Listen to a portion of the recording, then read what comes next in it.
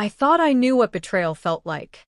I thought I understood what it meant to have your heart ripped out by the people who were supposed to love you unconditionally. But nothing, and I mean nothing, could have prepared me for that phone call on October 15th, 3 weeks before what should have been our family's biggest Thanksgiving celebration in years. The phone rang at 2:47 p.m. on a Tuesday. I remember the exact time because I was staring at my laptop screen trying to finish a presentation for work when my mom's contact photo lit up my phone. I smiled when I saw her face. This woman who had raised me with such care, who had been my anchor through every storm life had thrown my way. I was already mentally planning our conversation about the turkey size and whether Aunt Linda was still bringing her famous stuffing. "Hey, Mom," I answered, my voice warm with anticipation. Perfect timing. I was just thinking about Thanksgiving. Did you decide if we're doing it at your place or mine this year? The silence that followed wasn't the comfortable pause of someone gathering their thoughts. It was heavy, loaded, like the air before a tornado hits. When she finally spoke, her voice was different. Colder. More distant than I'd ever heard it in my 31 years of life. "Actually, sweetie, that's why I'm calling. Your father and we've been talking and we think it might be best if you skip Thanksgiving this year." If you've ever had the ground literally disappear from under your feet, you know exactly what I felt in that moment. If you've ever had someone you trusted completely just casually destroy your world with a single sentence, then you understand why I couldn't speak for a full 10 seconds. And if this story hits you the way I think it will, make sure you subscribe because what happened next changed not just my relationship with my family, but the entire trajectory of my life. And trust me, you're going to want to see how this plays out. Skip Thanksgiving. I finally managed, my voice barely above a whisper. "Mom, what are you talking about? We've never missed Thanksgiving. Ever." "I know, honey, but your father and I need some space to work through some things. Family things. And we just think it would be better for everyone if you weren't there this year." The way she said family things like I wasn't family, like I was some outsider looking in on their real life. I felt my chest tighten, that familiar burn of tears threatening to spill, but I pushed it down. This had to be some kind of misunderstanding. "What family things? Mom, what's going on? Did I do something wrong?" Another pause. Longer this time. And when she spoke again, there was something in her voice I'd never heard before, something that sounded almost like guilt, but sharper. More defensive. "It's not about you, Morgan. It's just complicated right now. Your father's been under a lot of stress with work, and we need some time to reconnect as a couple. You understand, don't you?" No. I didn't understand. Not even a little bit. My parents had been married for 35 years. They'd weathered job losses, health scares, the death of my grandmother, and countless other challenges together. The idea that they suddenly needed space from their own daughter to work on their marriage made absolutely no sense. "Mom, I'm your daughter. If you and Dad are going through something, wouldn't you want family support? Isn't that what families do?" "Morgan, please don't make this harder than it needs to be. We've made our decision." We. As in both of them. My father, who had taught me to ride a bike and walked me down the aisle at my wedding, who called me every Sunday just to check in, he was part of this decision to exclude me from the most important family holiday of the year. Can I at least talk to Dad? He's not available right now. Not available. At 3 p.m. on a Tuesday. My father, who was retired and spent most of his afternoons puttering around his woodshop, was suddenly not available to talk to his daughter. Something was very, very wrong. "Mom, this doesn't make sense. What aren't you telling me? I've told you everything you need to know. We'll talk after the holidays, okay? Maybe Christmas will work out better." Maybe Christmas would work out better. Like she was talking about rescheduling a dentist appointment, not excluding her child from Thanksgiving dinner. I should have pushed harder. I should have demanded answers. But instead, I did what I'd been trained to do my entire life.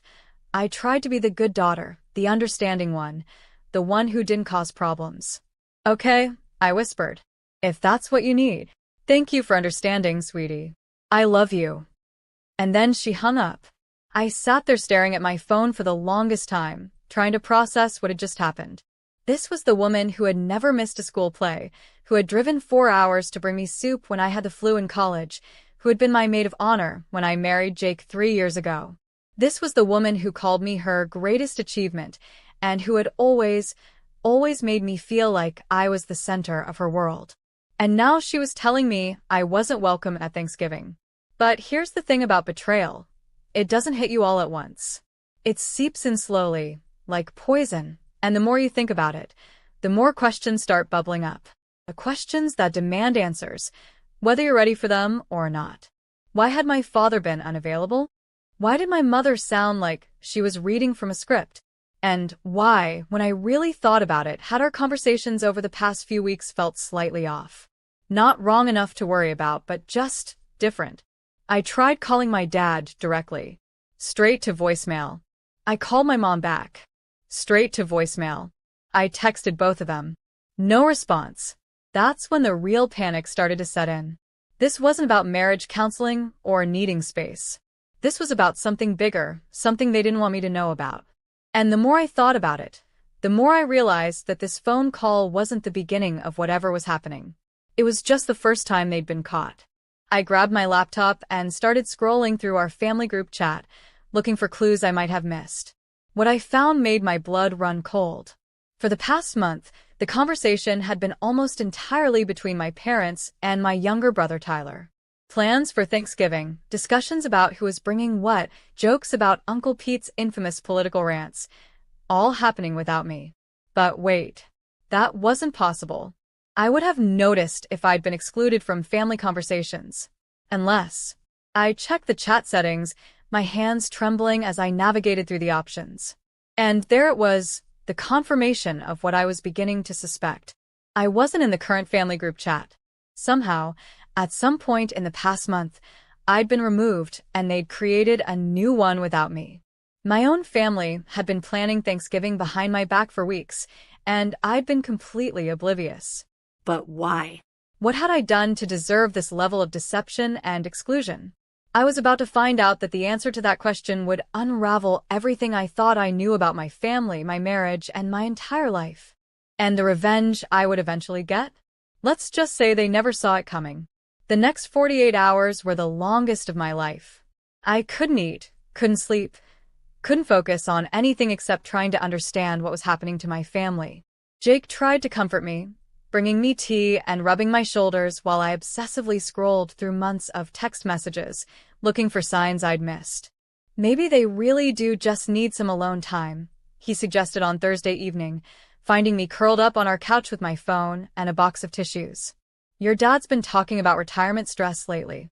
I looked up at him, this man I'd married because he was steady and logical and everything my chaotic artist's heart needed to feel grounded.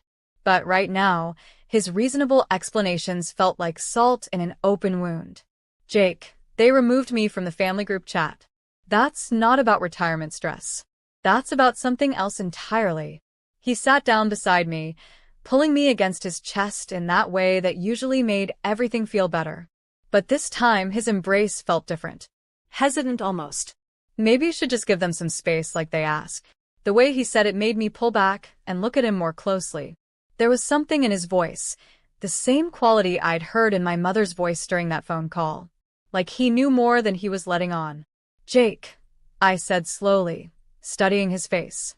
Do you know something about this? What? No, of course not. Why would I know anything?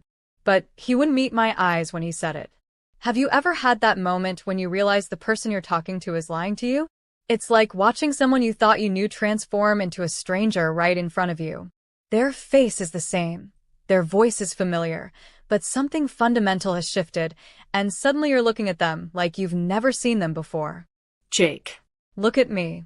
He did, finally, but there was guilt written all over his features. Guilt, and something else I couldn't quite identify. I don't know anything specific, he said carefully. But your mom did call me last week. The world tilted again. She called you? About what? She asked how you were doing. How we were doing. If you've been stressed lately, or acting differently. And what did you tell her? Another pause. Another lie forming in the space between us. I told her you were fine. We were fine. I didn't think it was anything important. But the way he said it told me there was more. So much more. What else, Jake? Nothing else. That was it. I stared at him, this man I'd shared a bed with for 3 years, and realized I didn't believe a single word coming out of his mouth. The betrayal was spreading, infecting everyone I trusted, and I was starting to understand that this went much deeper than a simple family dinner exclusion. I need you to understand something. If you're watching this and you've ever been in a situation where everyone around you seems to be keeping secrets, you know how isolating and terrifying it feels. It's like being gaslit by your entire world. So if you're going through something similar, or if you're just here for the story, hit that subscribe button because this is just the beginning, and you're going to want to see how deep this rabbit hole goes. That night, after Jake fell asleep, I did something I'd never done before in our marriage. I went through his phone. I know. It's a violation of privacy, a breach of trust, all those things that relationship experts warn you never to do. But desperate times call for desperate measures, and I was drowning in a sea of unanswered questions. His phone was usually unlocked. We'd never been the type of couple who hid things from each other. At least, I thought we weren't. But when I picked up his phone from the nightstand, it was password protected for the first time since I'd known him. My heart was pounding so loud, I was sure it would wake him up. I tried our anniversary date. Wrong. I tried his birthday. Wrong. I tried my birthday. Wrong. Then, on impulse, I tried the date we'd first met. The screen unlocked. The irony wasn't lost on me. The password to his secrets was the date he'd fallen in love with me. I started with his recent calls. And there it was, my mother's number. Not once, but multiple times over the past 3 weeks. Long calls. 20, 30, 40-minute conversations that had happened while I was at work or in the shower or running errands. Conversations he'd never mentioned. Then I checked his text messages. What I found there changed everything. There was a thread between Jake and my mother that went back months. Months of discussions about me, about our marriage, about concerns they both apparently had about my behavior and mental state. They'd been analyzing me like a science experiment, cataloging everything from my mood swings during PMS to the fact that I'd been working late more often to the argument Jake and I had about finances in August. But it wasn't just observation. It was coordination. She seems really stressed about work lately. Jake had texted my mom in September. Maybe we should keep an eye on her. I've noticed that too, my mom had replied. She sounded off during our call yesterday. Do you think she's okay? I don't know. She's been distant. Not herself. Maybe she needs professional help. Professional help. They were discussing my need for therapy behind my back, like I was having some kind of breakdown that only they could see. But the messages got worse. I think the family dinner might be too much stress for her right now, my mom had written just 2 weeks ago. Maybe we should have Thanksgiving without her this year. Give her some space to figure things out. That might be for the best, Jake had agreed. She's been so wound up lately. Maybe missing one holiday would actually be good for her. They were planning my exclusion from Thanksgiving like it was an intervention. Like I was some unstable person who couldn't handle a family gathering. And the most devastating part? Jake was not just going along with it, he was encouraging it. I kept reading, my hands shaking so badly, I could barely hold the phone.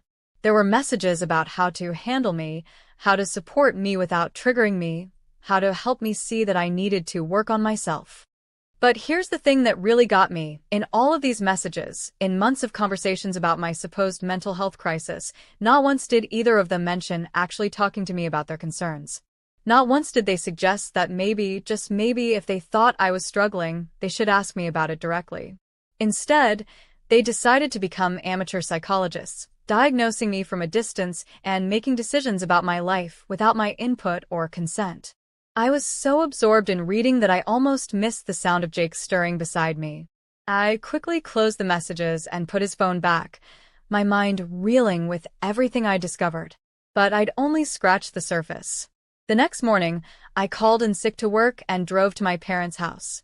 If they wanted to exclude me from Thanksgiving, fine. But they were going to look me in the eye and tell me why. I used my key to let myself in, expecting to find them in the kitchen having their usual morning coffee and reading the paper. Instead, I found something that stopped me cold in the entryway. Boxes. Dozens of boxes stacked in the living room, some open, some taped shut. My parents were packing. "Mom," I called out, my voice echoing in the half-empty space.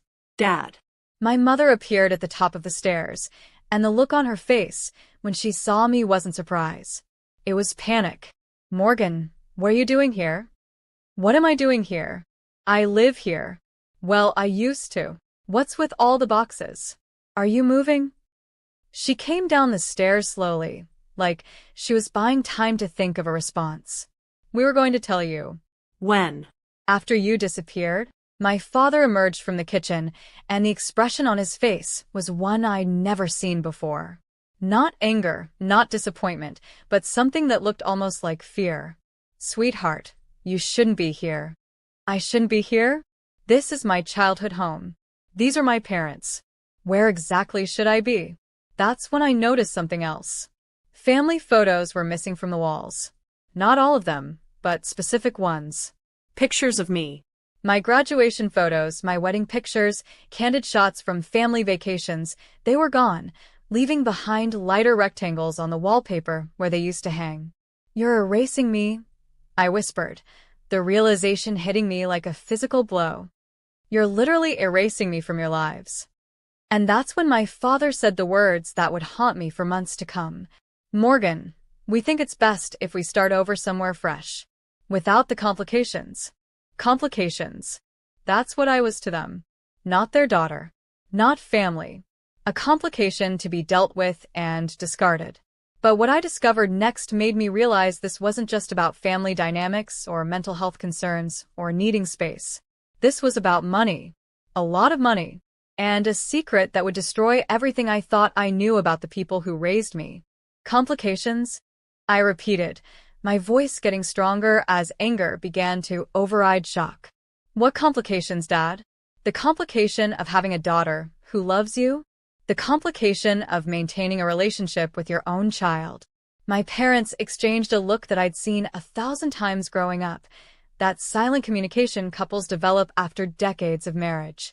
But this time, instead of making me feel warm and secure about their partnership, it made me feel like an outsider witnessing something I wasn't supposed to see. "Sit down, honey," my mother said, gesturing toward the couch. "There are some things we need to explain." "I'll stand, thanks." My father ran his hands through his gray hair, a gesture I recognized from every difficult conversation we'd ever had. When he'd had to tell me our dog had died when I was 12. When he'd explained why Grandpa wasn't coming home from the hospital. When he'd sat me down before my wedding to make sure Jake was really the one. But this felt different. This felt like he was about to tell me something that would change the fundamental nature of our relationship forever. "Morgan, how much do you know about your grandmother's will?" The question came out of nowhere. My paternal grandmother had passed away 2 years ago, and while I knew she'd left some money to the family, we'd never discussed the specifics. In my family, money was always treated as a private matter between my parents. "I know she left you guys something." "Why?" Another look between them. "She left more than something," my mother said carefully. "She left us quite a bit, actually. Enough to change our lives significantly." I felt a chill run down my spine. How much is quite a bit? My father sat down heavily on the arm of the couch, suddenly looking every one of his 62 years. $3.7 million. The number hung in the air between us like a live wire. $3.7 million. More money than I could even properly conceptualize, certainly more than my middle-class family had ever dreamed of having. "Jesus," I breathed. That's incredible. That's life-changing money." "Yes, it is." "So, what does this have to do with Thanksgiving? With you guys moving?" With. I gestured around the partially packed room. "With all of this." They exchanged another look, and I saw my mother give my father an almost imperceptible nod. "The thing is, sweetheart," my father said slowly, "grandmas will had some specific stipulations. Have you ever felt like someone was taking their sweet time delivering news that you knew was going to devastate you? Like they were savoring the moment before they dropped a bomb on your life? That's exactly what was happening, and if you've ever been in a situation where people who claim to love you are clearly about to hurt you, you know how excruciating those drawn-out moments can be. Make sure you're subscribed because this revelation is about to explain everything, and I mean everything, that happened next. What kind of stipulations? My mother took a deep breath. She was very specific about how the money should be used and who should benefit from it. And she felt very strongly that the money should go toward your father's and my retirement and future security. She worried that if we had too many obligations, we might not be able to enjoy our golden years the way she wanted us to. The way she said obligations made my stomach drop. What kind of obligations? Adult children who might expect financial support. Grandchildren who might need help with college. Family members who might see the inheritance as a safety net for everyone rather than a reward for the people who cared for her in her final years. I stared at them, trying to process what they were saying. Are you telling me that Grandma's will specifically excluded me from benefiting from her inheritance? Not excluded, exactly, my father said quickly. But she did express concerns about you. About me? What about me? My mother looked uncomfortable. She felt that you were financially irresponsible. She was worried about your student loans, your credit card debt, the fact that you and Jake rent instead of own. She thought that if we inherited money, you might see it as a solution to your problems rather than something we earned through taking care of her. This was getting more surreal by the minute. My grandmother, who had always been kind to me, who had never once mentioned concerns about my financial management, had apparently spent her final years judging my life choices and ensuring that I wouldn't benefit from her estate. So, what are you saying? That you can't have a relationship with me because of money? It's not that simple, my father said. The will has specific language about maintaining appropriate boundaries with family members who might have undue expectations about the inheritance. Undue expectations? I didn't even know there was an inheritance until 5 minutes ago. But now you do, my mother pointed out. And Grandma was very clear that we needed to be careful about how we handled this transition. She suggested that some distance might be necessary initially to establish clear boundaries. I felt like I was in some kind of alternate reality. You're excluding me from Thanksgiving because a dead woman told you to stay away from your own daughter? Morgan, please try to understand. This money represents security for us.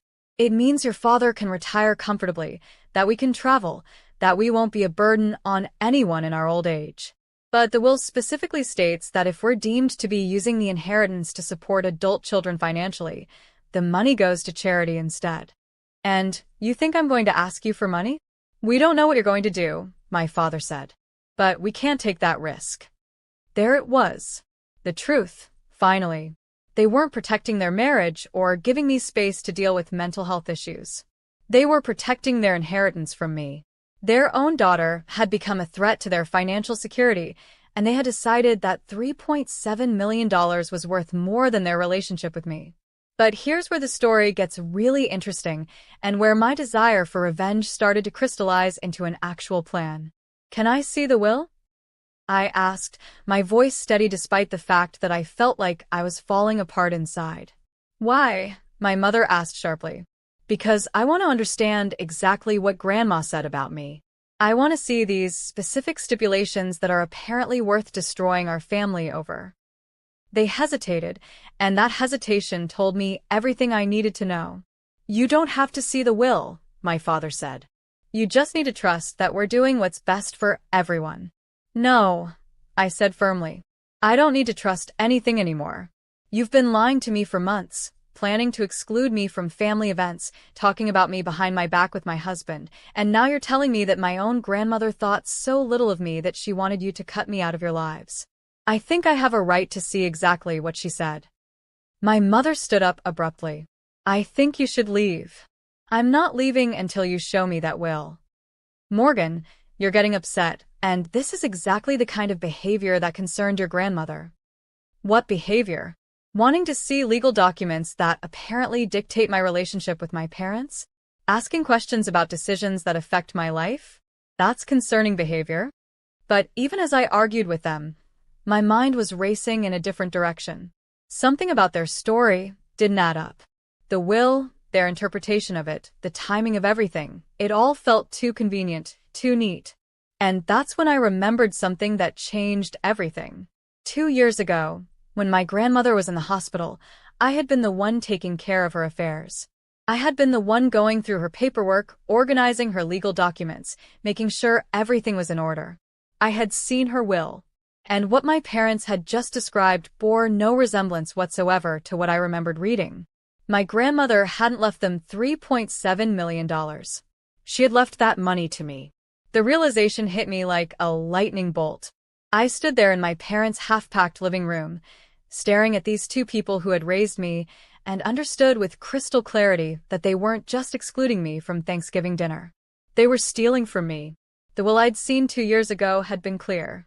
My grandmother had left her entire estate, including the $3.7 million they'd just told me about, to me, with the instruction that my parents should be provided for from the inheritance, but that I was to be the primary beneficiary. She had even included a specific note about hoping the money would help me build the creative life she always knew I was meant to live. My parents had not only hidden this from me, they had actively lied about it. And now they were trying to make me complicit in my own disinheritance by making me believe that I was the problem, that my very existence was a threat to their happiness and security. But here's the thing about discovering you're being robbed by the people you trust most. It clarifies your priorities real quick. I needed to see that will. The real Will. And I needed to see it before they figured out that I was starting to remember things differently than they were telling them. You know what? I said, forcing my voice to stay calm. You're right. I should leave. This is clearly a family matter between you and Dad, and I'm just an outside complication now. The relief on their faces was almost comical. They actually thought I was going to walk away quietly and let them steal millions of dollars from me because they'd convinced me I was mentally unstable and financially irresponsible. We appreciate you understanding, my mother said, moving toward the door like she couldn't wait to get me out of there. Maybe in a few months, after we've had time to adjust to our new situation, we can work on rebuilding our relationship. Sure. I agreed, playing along. Take all the time you need. I hugged them both goodbye, these people who had just told me I was worth less to them than money, and drove home with my mind racing. If you've ever been in a situation where you had to act normal while planning something huge, you know exactly what I was feeling. The adrenaline, the focus, the way everything else in your life suddenly becomes background noise because you have one overriding mission. And if you're invested in seeing how this plays out, hit that like button and subscribe because we're just getting to the good part. Jake was at work when I got home, which gave me time to think and plan. I needed help, but I couldn't trust my husband anymore. He was clearly on their side in whatever this was.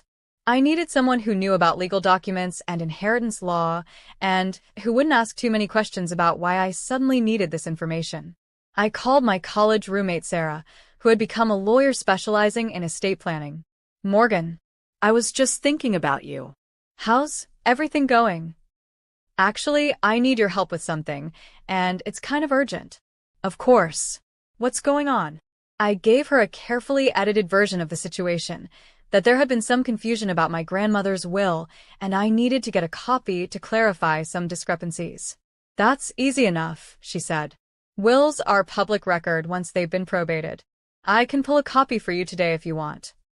That would be amazing. How quickly can you get it? Give me 2 hours. 2 hours. In 2 hours, I would know for certain whether my parents were lying to me or whether my memory was playing tricks on me. 2 hours to find out if the people who raised me had decided that millions of dollars were worth more than their relationship with their daughter. While I waited, I did something I probably should have done weeks ago. I started documenting everything. Every conversation, every text message, every detail about their behavior over the past few months that I could remember. I wrote down dates and times, recorded voice memos on my phone, took screenshots of the family group chat that I'd been excluded from. If this was going to turn into a legal battle, and something told me it was, I wanted to be prepared. At 4:30 p.m., my phone rang. Morgan. Sarah's voice was tight with something I couldn't identify. We need to talk. Can you come to my office? Is everything okay? Just, can you come in? I'd rather discuss this in person. The drive to Sarah's office felt like it took forever. I kept running through different scenarios in my mind, trying to prepare myself for whatever she'd discovered. Maybe my memory was wrong. Maybe my parents really were the beneficiaries and I just misunderstood the document I'd seen 2 years ago. But when Sarah handed me the copy of my grandmother's will, my hands started shaking before I even started reading. Because right there in black and white was exactly what I remembered. To my beloved granddaughter, Morgan Elizabeth Hayes, I leave the sum of $3,700,000, along with all my personal belongings and real estate holdings. It is my deepest hope that this inheritance will allow her to pursue her artistic dreams without the financial pressure that has constrained so many women in our family. The will went on to specify that my parents should receive $50,000 each and the right to live in my grandmother's house for up to 1 year after her death to help them transition their living situation. But the bulk of the estate, the life-changing money, was meant for me. Morgan, Sarah said gently, when did your parents tell you about this inheritance? Yesterday. But they said it was left to them, not to me. Sarah was quiet for a long moment. According to the probate records, this will was executed 2 years ago, right after your grandmother's death. Your parents would have known immediately that you were the primary beneficiary. So they've been lying to me for 2 years? It looks that way. But there's something else you need to know. She pulled out another document, and my heart sank when I saw what it was. 3 months ago, your parents filed a contest to this will. They're claiming that your grandmother was not of sound mind when she wrote it, and that her true intention was to leave the money to them, not to you. A will contest. They were trying to legally steal my inheritance by claiming my grandmother was mentally incompetent when she'd written her will. Do they have any chance of winning? Sarah looked uncomfortable. Will contests are always risky, and they can drag on for years. But the thing is, Morgan, they need to prove that your grandmother lacked testamentary capacity when she wrote this will. And from what I can see in the file, she had a full medical evaluation just days before she wrote it that confirmed she was of sound mind. So, why would they try to contest it if they're likely to lose? Because in the meantime, the estate is frozen. No one gets any money until the contest is resolved. And if they can convince you that you're not entitled to the inheritance, if they can make you believe that you're the problem and that the money rightfully belongs to them, you might not fight the contest. I stared at the documents in my hands, finally understanding the full scope of what my parents had done. They hadn't just lied to me about the will. They had actively filed legal paperwork to steal my inheritance while simultaneously conducting a psychological campaign to make me believe I was unstable and unworthy of the money my grandmother had left me. They were betting that I would be so beaten down by their manipulation that I wouldn't fight for what was rightfully mine. They had seriously underestimated me. Sarah, I said, my voice steadier than I felt. I need you to represent me in this will contest. And I need you to help me understand every legal option I have to protect what's mine. Of course. But Morgan, you should know that this is going to get ugly. Family will contests always do.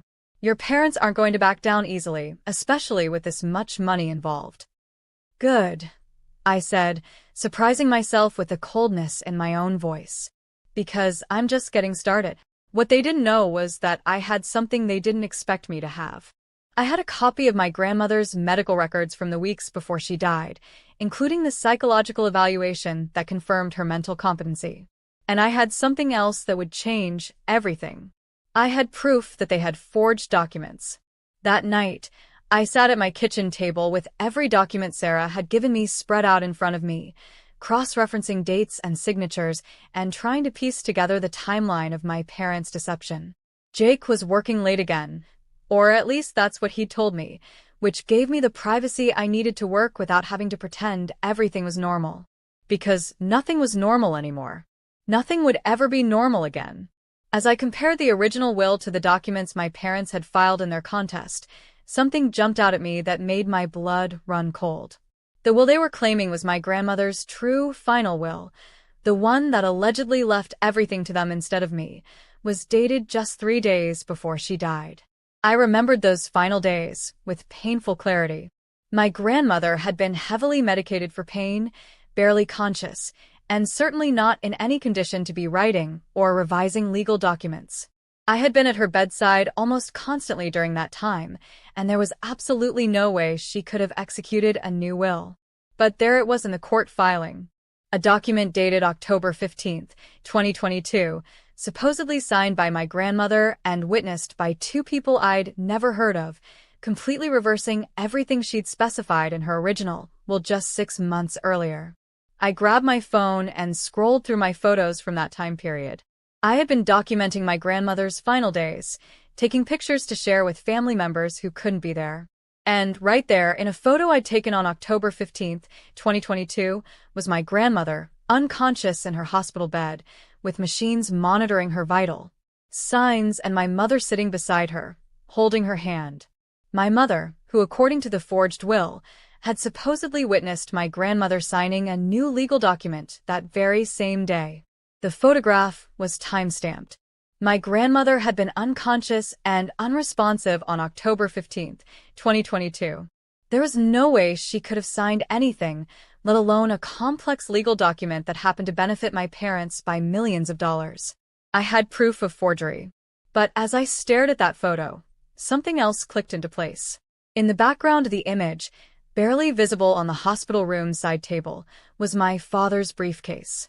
The same briefcase he used for all his important documents, the one he'd carried to every significant meeting throughout my childhood. What was his briefcase doing in my grandmother's hospital room on the day she allegedly signed a new will? I zoomed in on the photo, enhancing it as much as my phone would allow. There, partially obscured but still visible, were the corners of what looked like legal documents scattered on the table next to his briefcase. My parents hadn't just forged my grandmother's signature on a will they'd written after her death.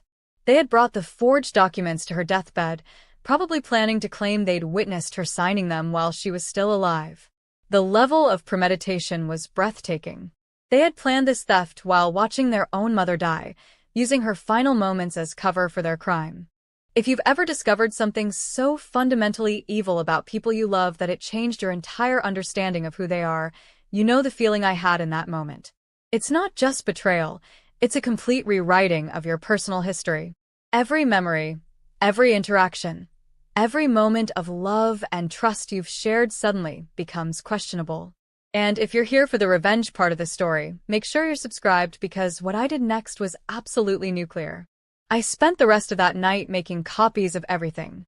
The photos, the timeline, the medical records I'd kept from my grandmother's final hospital stay, every piece of evidence that proved my parents had forged legal documents to steal my inheritance. But I didn't just want to win the will contest. I wanted justice. Real justice. Forgery is a felony. Conspiracy to commit fraud is a felony. What my parents had done wasn't just morally reprehensible, it was criminally prosecutable. And I was going to make sure they faced consequences for every single thing they'd done. The next morning, I called Sarah and explained what I discovered.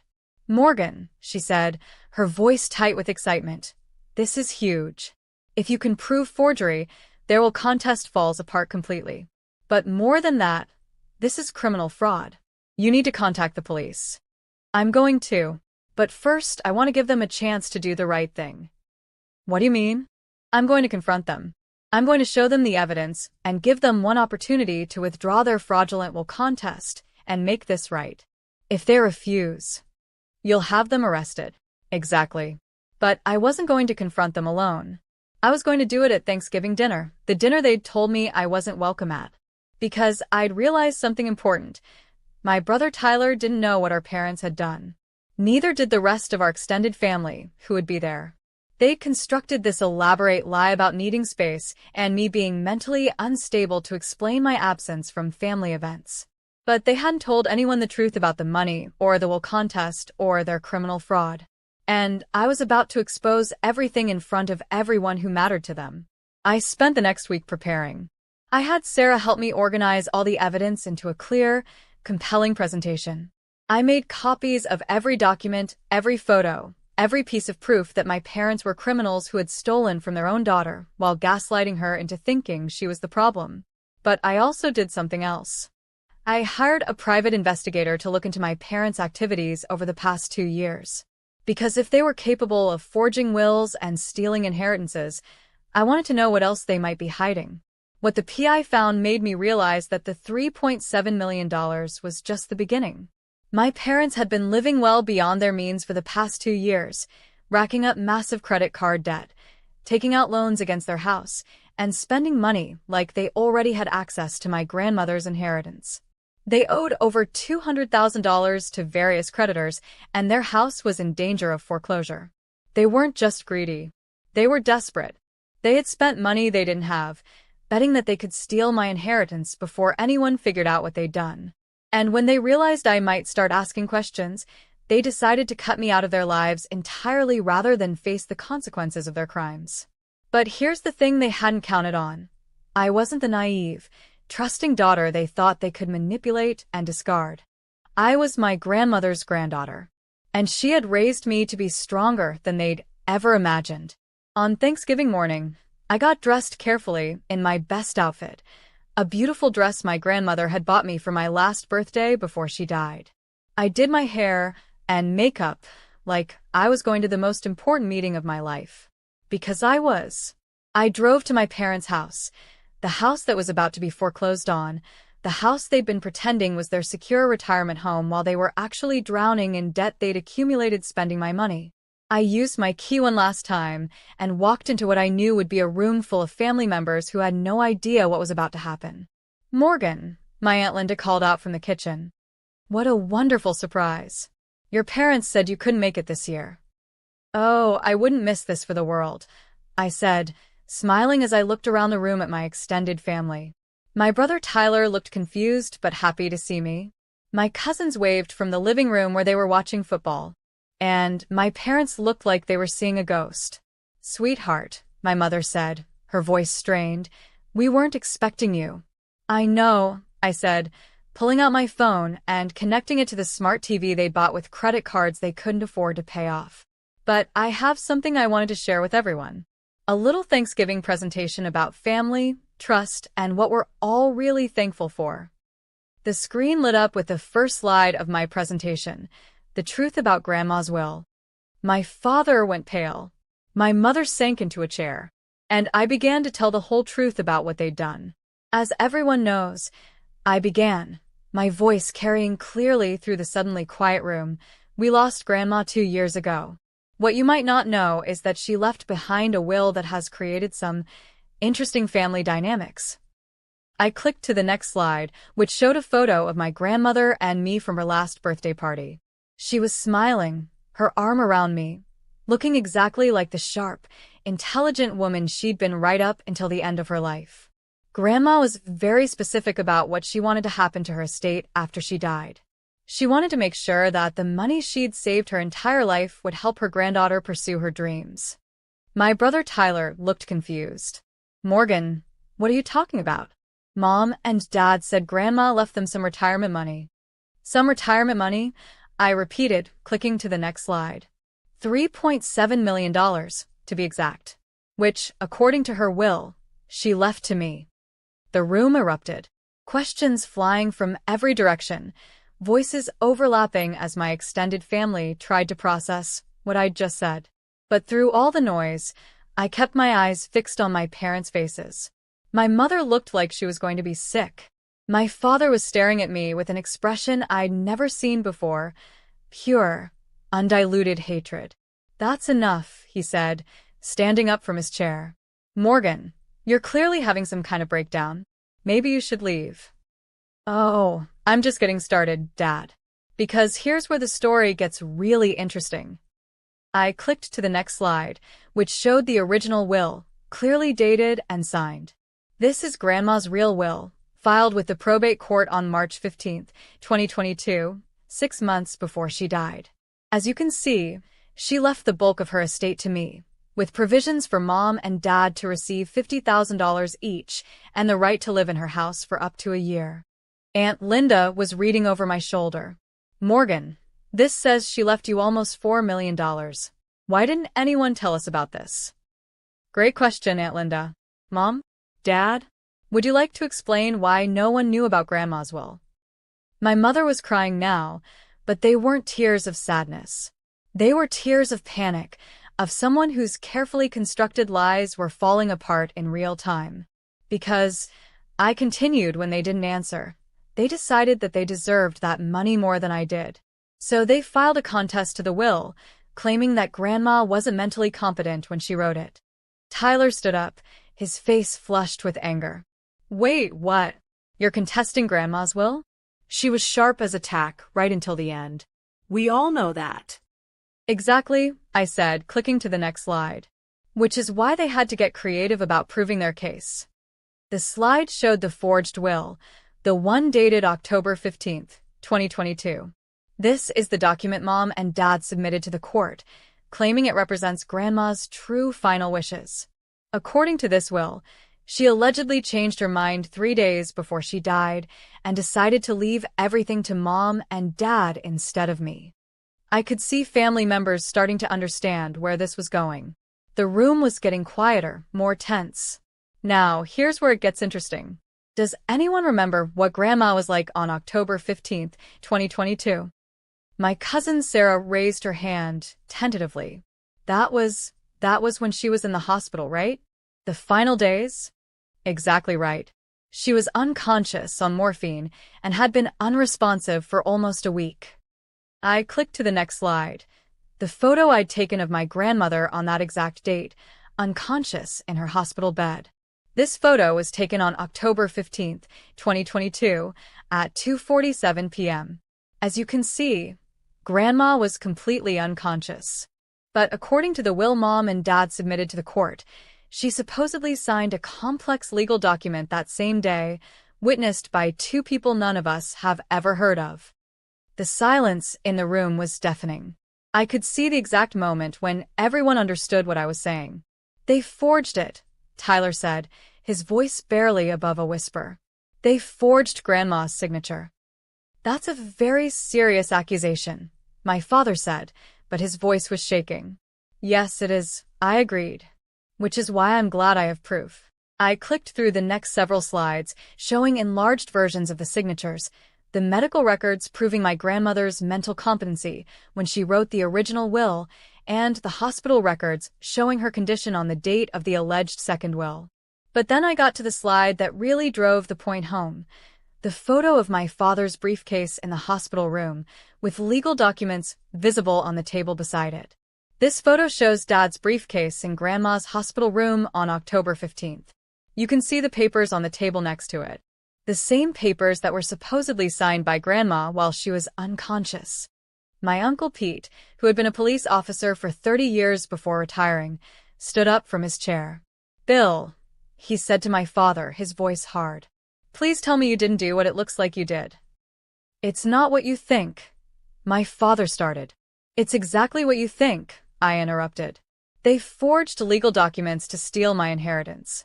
And when they realized I might start asking questions about why I'd been excluded from family events, they decided to gaslight me into thinking I was mentally unstable instead of just telling me the truth." I clicked to the next slide, which showed screenshots of the text messages between Jake and my mother. They've been coordinating with my husband for months, analyzing my behavior, looking for signs that I was unstable enough to justify excluding me from the family. Not because I actually did anything wrong, but because they needed to isolate me, so I wouldn't discover their fraud. Aunt Linda was staring at the text messages, her face pale. They were planning to exclude Morgan from Thanksgiving, so she wouldn't find out about the inheritance. That was the plan. Keep me away from family gatherings, make me think I was the problem, and hope I'd eventually give up trying to maintain relationships with people who clearly didn't want me around. Tyler looked like he was about to explode. How could you do this? How could you steal from your own daughter and then make her think she was crazy for asking questions about it? But I wasn't done yet. "Here's the really interesting part," I said, clicking to a slide that showed my parents' financial records. "It turns out that Mom and Dad have been spending my inheritance for the past 2 years, running up massive debts based on money they were planning to steal from me." The financial records showed everything. The credit card debt, the loans, the mortgage that was about to go into foreclosure. They owe over $200,000 to various creditors, and this house is scheduled for foreclosure next month. They've been living off credit cards and loans, betting that they could steal my inheritance before anyone figured out what they'd done. The room was completely silent now except for the sound of my mother crying. But here's what really gets me, I continued, my voice getting harder. When I called Mom 3 weeks ago, confused and heard about being excluded from Thanksgiving, instead of just admitting what they'd done and asking for forgiveness, they doubled down. They made me think I was the problem. They made me question my own sanity and self-worth rather than face the consequences of their crimes. I clicked to the final slide, which showed a photo of the criminal complaint I'd filed that morning. So this morning, I filed criminal charges against both of them for forgery, fraud, and conspiracy. The police will be here within the hour to arrest them. The room exploded again, but this time it wasn't confusion. It was outrage. My extended family was shouting questions and accusations, demanding answers from my parents, trying to understand how this could have happened. But through all the chaos, I kept watching my parents' faces. And that's when my mother did something that shocked everyone in the room. She stood up, looked me directly in the eyes, and said the words that would haunt me forever. "You have no idea what you've just done to this family. Not, I'm sorry. Not, we were wrong. Not, we love you, and we'll make this right." A threat. What I've done to this family? I repeated, my voice dangerously quiet. What I've done. My mother was standing now, and for the first time since I'd started my presentation, she looked like the woman who had raised me, strong, determined, and absolutely convinced she was right. "You've destroyed us," she said, gesturing around the room at our shocked relatives. "You've humiliated us in front of our entire family. You've filed criminal charges against your own parents, and for what? Money." The audacity was breathtaking. Even caught red-handed with evidence of their crimes projected on the wall for everyone to see, she was still trying to make me the villain in this story. "For what?" I said, standing up to face her. "For justice, Mom. For the truth. For the $3.7 million that Grandma left to me, not you. For 2 years of lies and manipulation and being made to feel like I was crazy for asking basic questions about my own family.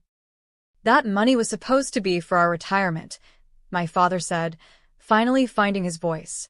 "Your grandmother didn't understand how much we'd need to take care of ourselves in our old age. So, you decided to forge her signature and steal it?" We decided to correct a mistake. The level of self-justification was staggering. They had convinced themselves that committing multiple felonies to steal from their own daughter was actually doing the right thing.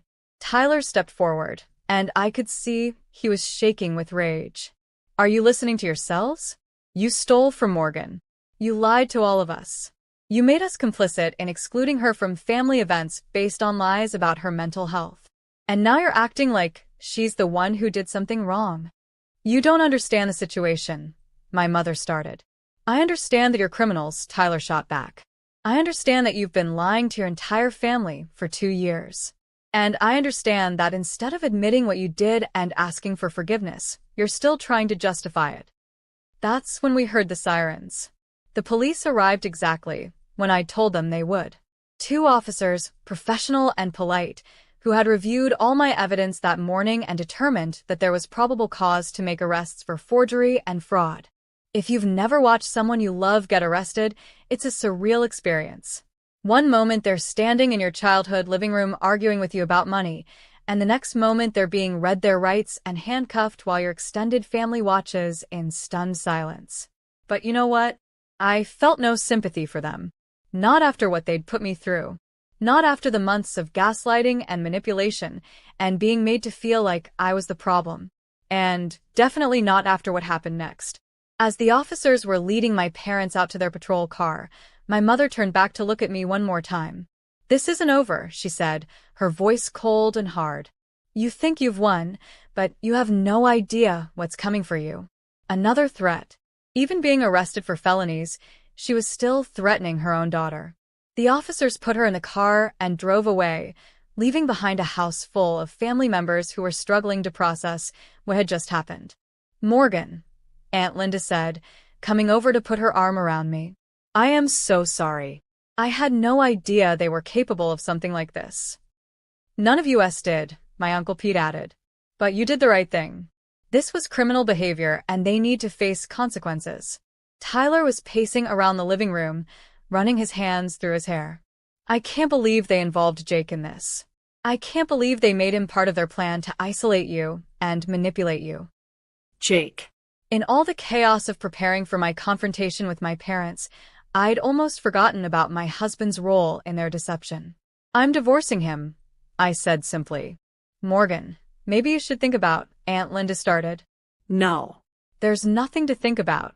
He betrayed me just as completely as they did.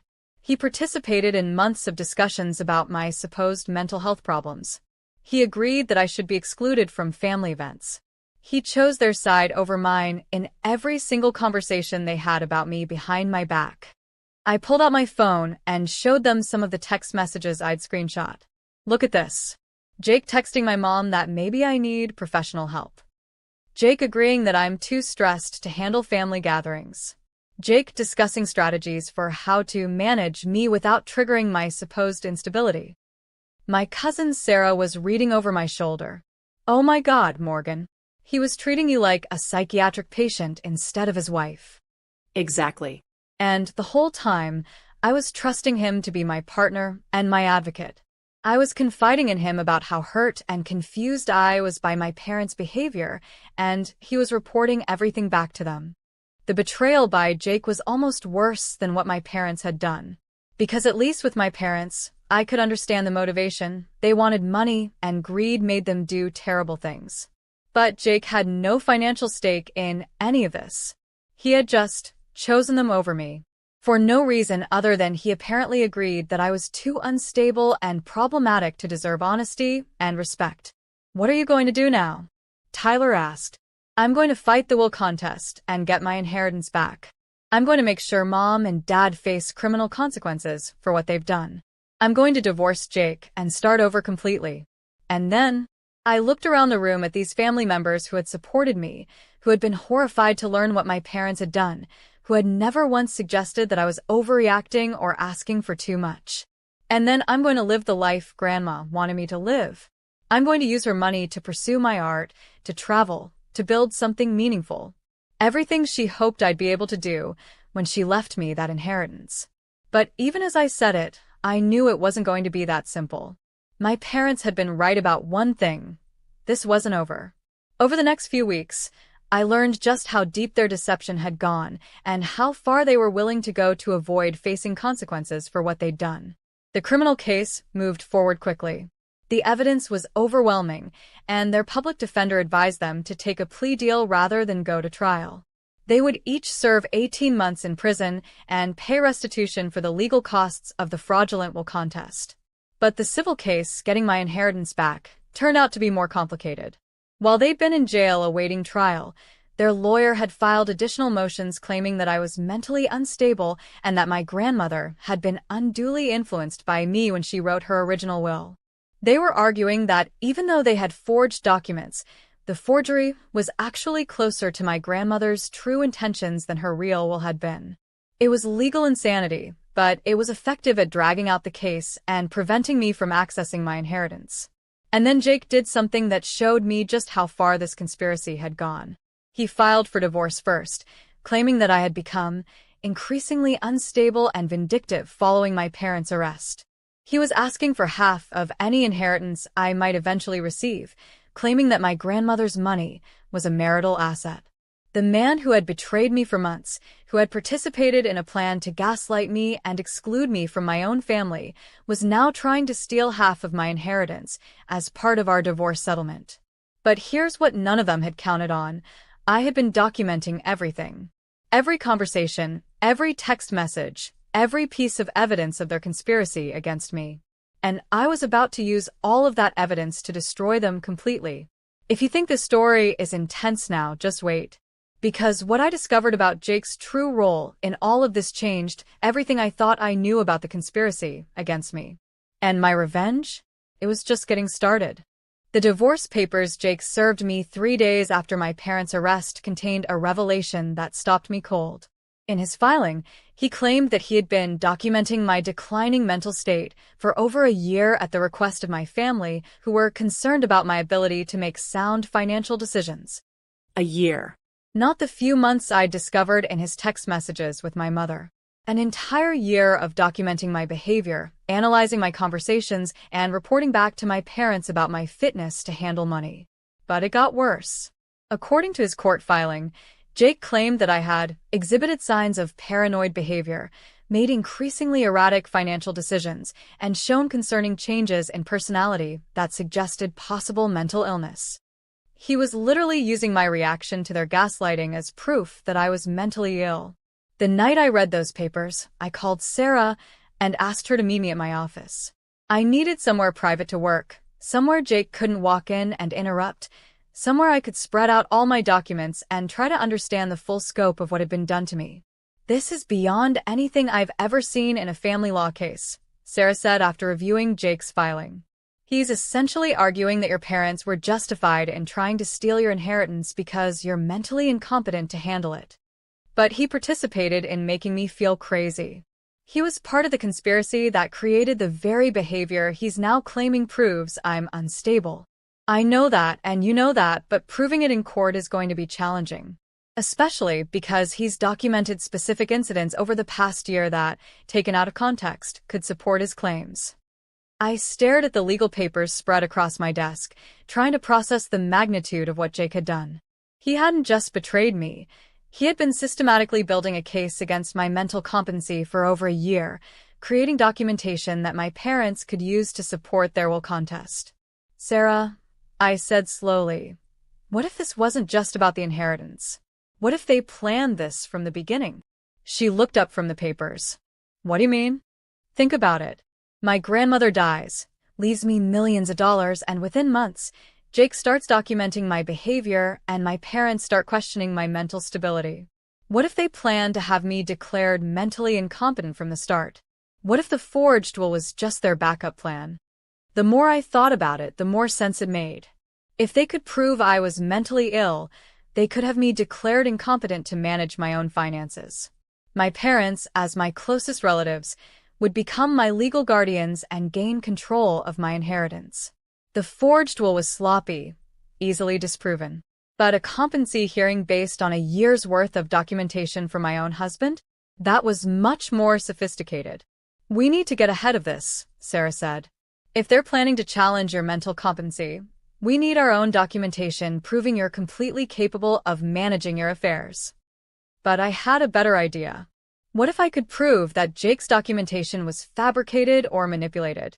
What if I could show that he was deliberately creating situations to make me appear unstable? How would you prove that? I thought about all the incidents Jake had listed in his court filing. Times when I'd been paranoid about family relationships. Occasions when I'd made erratic financial decisions. Moments when I'd exhibited concerning changes in personality. And then I remembered something that changed everything. For the past 2 years, ever since a break-in in our neighborhood, Jake and I had security cameras installed throughout our house. Cameras that recorded everything that happened in our living spaces, with audio and video stored in the cloud. If Jake had been deliberately creating situations to make me look unstable, if he'd been manipulating conversations to provoke reactions he could later use against me, it would all be on those recordings. "Sarah," I said, grabbing my laptop, "I need you to help me review about 2 years' worth of security camera footage." "Morgan, that could take weeks." "Then we'd better get started." We spent the next 4 days going through recordings, focusing on the specific dates and incidents Jake had mentioned in his court filing. What we found was worse than I had imagined. Jake hadn't just been passively documenting my behavior. He had been actively manipulating me, creating situations designed to make me appear unstable, and then secretly recording my reactions. The cameras showed him deliberately provoking arguments about money, then cutting off his own hostile behavior in his written reports to make it look like I had been irrationally angry about financial discussions. They showed him withholding information about family conversations, then documenting my paranoid questions about why I felt excluded from family planning. They showed him gaslighting me about conversations we'd had, then noting my confusion and memory problems when I tried to clarify what had actually been said. Most damning of all, they showed him on the phone with my mother immediately after several of these incidents, describing my reactions in ways that were completely distorted from what had actually happened. "This is criminal," Sarah said after watching Jake deliberately provoke me into a fight about our budget, then immediately call my mother to report that I was having irrational outbursts about money. This is systematic psychological abuse designed to build a legal case against you. But the footage revealed something else that made my blood run cold. In several recordings, I could see Jake going through my personal belongings when I wasn't home. My journals, my computer, my phone when I'd left it charging in another room. He was documenting not just my behavior, but my private thoughts and communications. And in one particularly chilling recording from 6 months ago, I watched him photograph pages from my journal where I'd written about feeling confused and hurt by my parents' changing behavior toward me. He was literally using my private emotional processing as evidence of mental instability, violating my privacy to build ammunition for a case I didn't even know was being built against me. How is this legal? I asked Sarah. It's not. What he's done constitutes wiretapping, invasion of privacy, and potentially criminal conspiracy. But Morgan, there's something else you need to understand. She paused the video on a frame showing Jake on the phone in our kitchen, surrounded by printed photos of my journal pages. The level of premeditation here suggests this wasn't just Jake acting alone. This level of coordination, this systematic approach to building a competency case, someone with legal knowledge was directing this operation. You think my parents have been working with a lawyer this whole time? I think your parents, Jake, and probably a lawyer, have been planning to have you declared mentally incompetent since shortly after your grandmother died. The forged will wasn't their main plan. It was their fallback plan when they realized the competency case might take too long. I stared at the frozen image of my husband, my partner, the person I'd trusted with my deepest fears and insecurities, systematically violating my privacy to destroy my credibility and steal my inheritance.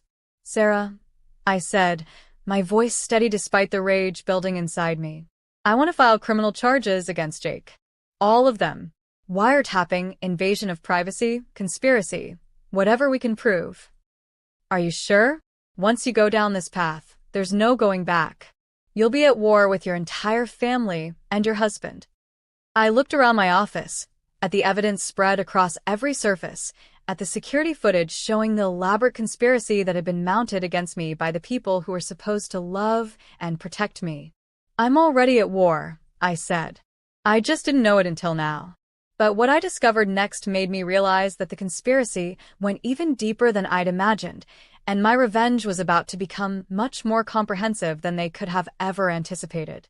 Because I'd found the lawyer who had been helping them, and he had made one critical mistake. The lawyer's name was Richard Brennan, and he'd made the mistake of putting his real phone number in a text message Jake had sent to my mother 6 months ago. A text message that had been automatically backed up to our shared cloud account, the same account Jake had been using to store his secretly recorded documentation of my mental instability. When Sarah ran his name through the state bar database, we discovered something interesting. Richard Brennan specialized in elder law and competency cases. His website advertised his expertise in helping families protect vulnerable adults from making poor financial decisions and ensure that significant inheritances are properly managed by responsible family members. In other words, he was exactly the kind of lawyer you'd hire if you wanted to have someone declared mentally incompetent and take control of their money. But when we dug deeper into his background, we found something even more interesting.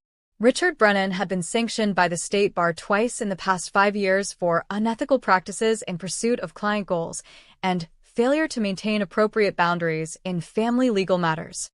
He was a dirty lawyer who specialized in helping families steal from each other legally. This explains everything, Sarah said as we reviewed his disciplinary records. He's been coaching them through this entire process. The systematic documentation, the gaslighting campaign, the forged will as a backup plan, this has his fingerprints all over it. But here's where the story gets really good. Richard Brennan had made one crucial error in his elaborate plan to help my family steal my inheritance. He had put his communications with them in writing, and some of those written communications had ended up in Jake's cloud storage account. The same account I now had complete legal access to as part of my divorce proceedings. I spent the next week combing through every file, every email, every document that Jake had stored in our shared accounts. And what I found was a complete roadmap of their conspiracy against me. Email chains between Brennan, my parents, and Jake dating back 18 months, discussing strategies for managing Morgan's access to her inheritance. Detailed plans for documenting my behavior in ways that would support a competency hearing. Instructions for how to provoke reactions that could be used as evidence of mental instability. And most damning of all, a fee agreement showing that my parents had been paying Brennan with money they'd borrowed against their house, money they were planning to pay back with my stolen inheritance. But the emails revealed something else that made me understand just how deep their betrayal had gone. Jake hadn't been reluctantly drawn into my parents' scheme. He had been one of its architects from the beginning. In the earliest emails, it was Jake who had suggested that I might be too emotionally unstable to handle a large inheritance responsibly. It was Jake who had proposed systematic documentation of my behavior. It was Jake who had recommended that my parents distance themselves from me to avoid being manipulated by her emotional outbursts. My own husband had convinced my parents that I was mentally ill and that they needed to protect themselves and my grandmother's money from me. The level of betrayal was so complete, so calculating, that I actually felt a kind of cold peace settle over me as I read through the evidence. There was no question anymore about what I needed to do, no lingering doubt about whether I was overreacting or being too harsh. They had declared war on me 18 months ago. I was just finally ready to fight back. I called Sarah and asked her to meet me one more time. But this time, I also asked her to bring a criminal defense attorney and a prosecutor friend she'd mentioned having. "Why do you need a prosecutor?" Sarah asked. "Because what I'm about to show you isn't just grounds for a civil lawsuit.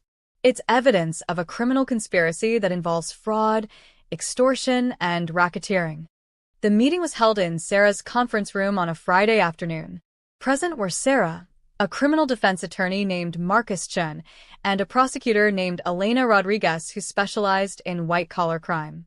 I spent 2 hours walking them through everything I discovered. The forged will, the systematic gaslighting, the secret recordings, the legal conspiracy, and the elaborate plan to have me declared mentally incompetent so they could steal my inheritance. When I finished, Elena Rodriguez looked at me with something approaching awe. "This is one of the most sophisticated family fraud cases I've ever seen," she said. "The level of premeditation, the involvement of multiple parties, the systematic nature of the psychological manipulation, this isn't just theft, it's organized crime." "What kind of charges are we looking at?" I asked. Elena consulted her notes. "For your parents, forgery, fraud, conspiracy, and potentially racketeering under RICO statutes since this involved multiple people working together in an ongoing criminal enterprise. For Jake, conspiracy, wiretapping, invasion of privacy, fraud, and potentially extortion since he was using the threat of divorce proceedings to coerce you into accepting their narrative." "And the lawyer?" "Richard Brennan is looking at disbarment and criminal charges for conspiracy, fraud, and violation of legal ethics.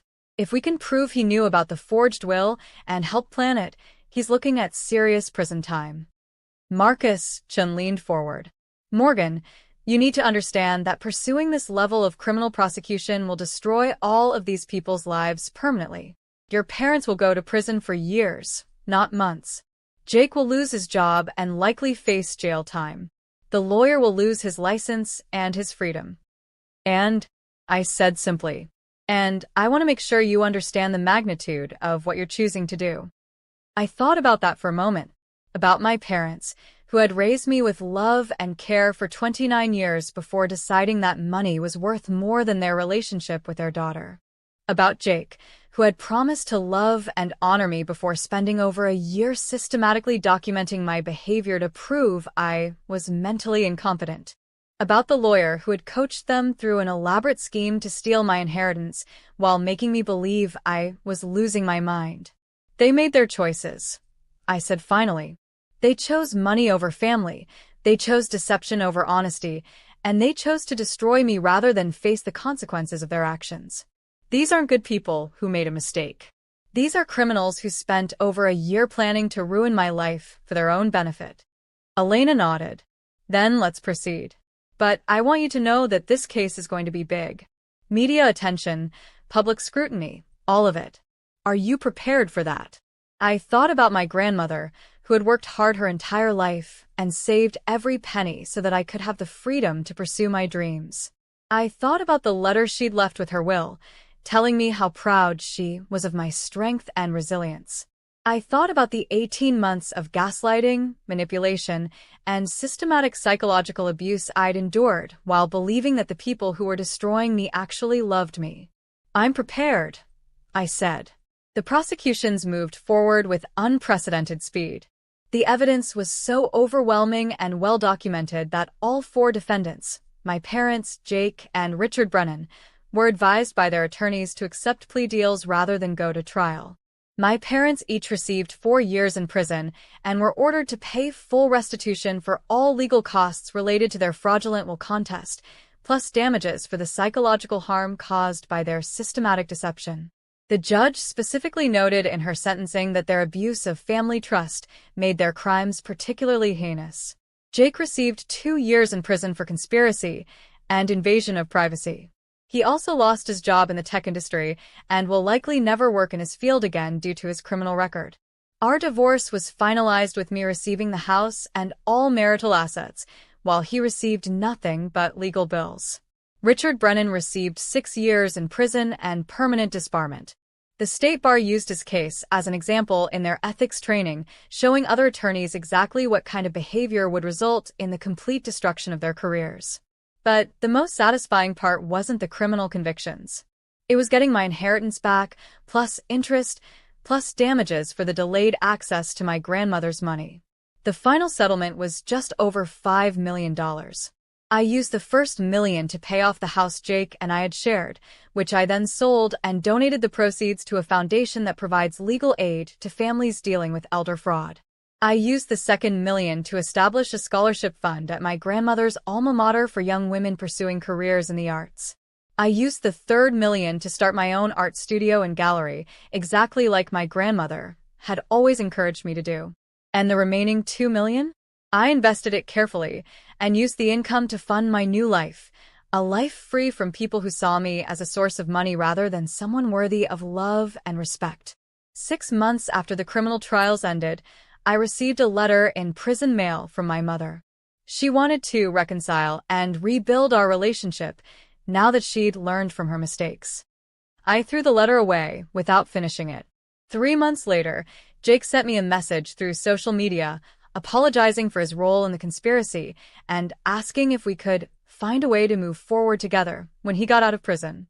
I blocked him on all platforms. Richard Brennan's wife called me last month, asking if I would consider writing a letter to the parole board supporting his early release because his imprisonment was causing financial hardship for their family. I hung up on her. Here's what I learned from this experience. When people show you who they really are, believe them the first time. When people choose money over relationships, believe that their values are exactly what they appear to be. And when people systematically try to destroy your sense of reality to serve their own interests, never doubt your own perceptions and never accept their version of events over your own lived experience.